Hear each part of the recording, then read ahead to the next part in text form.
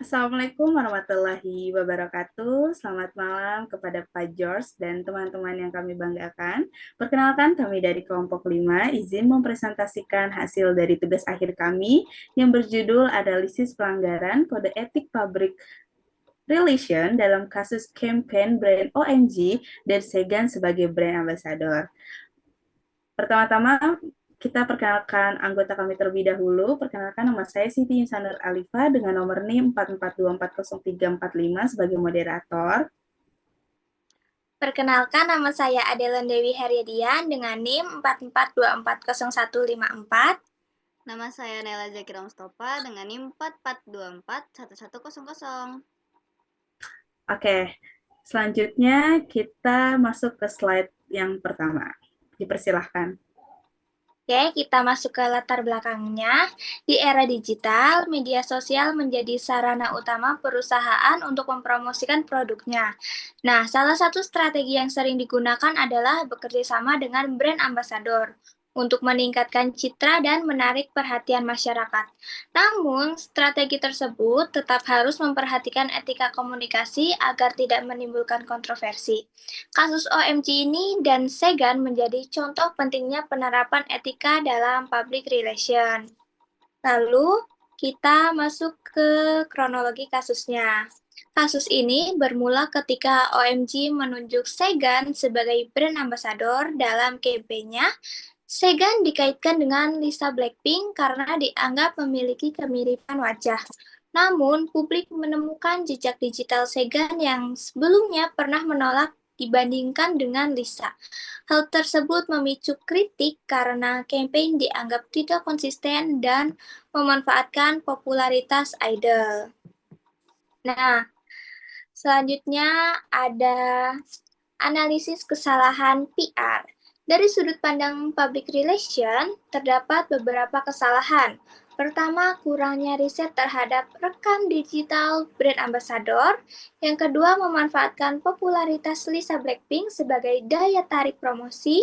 Yang ketiga, personal branding Segan menjadi tidak konsisten. Selain itu, penanganan krisis komunikasi juga dinilai kurang cepat sehingga kritik dari publik terus berkembang. Selanjutnya akan dijelaskan oleh teman saya. Oke, pada kasus ini terdapat beberapa pelanggaran terhadap kode etik PR. Pertama, ada kejujuran informasi.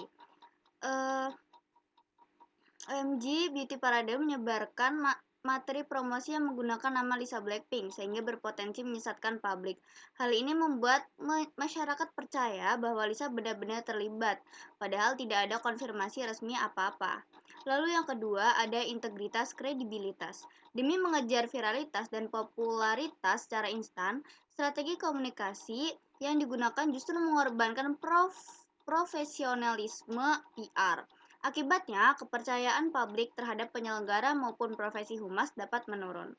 Lalu yang ketiga, sikap menghormati.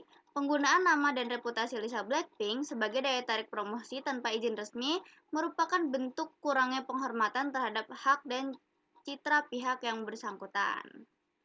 Lalu slide berikutnya.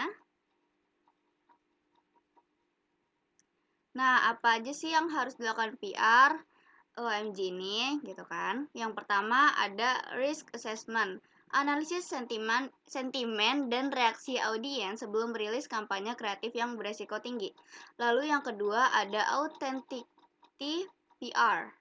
Fokus membangun orisinalitas karakter Segan, bukan mengeksploitasi kemiripannya dengan artis lain.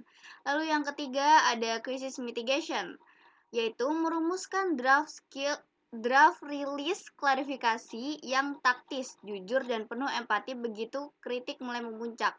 Lalu yang terakhir ada ethics over viral, menjadikan etika komunikasi kehumasan sebagai fondasi utama di atas pencapaian viralitas semu.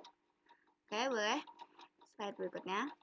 Lalu kesimpulannya apa sih? Kesimpulannya adalah kontroversi OMG dan Segan menekankan pentingnya penerapan kode etik PR dalam menjaga citra publik. Perbedaan antara rekam jejak digital BA dengan konsep kampanye nyata memicu respons negatif yang merugikan reputasi kedua belah pihak. Oke, selanjutnya di sini ada saran. Yang pertama itu seleksi brand ambassador berdasarkan track record komprehensif.